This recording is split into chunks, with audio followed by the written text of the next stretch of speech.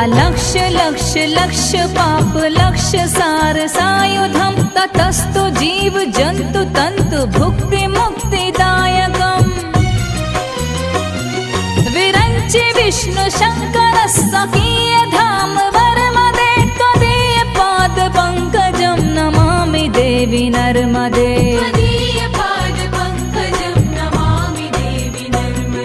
Namami Devi Narmade.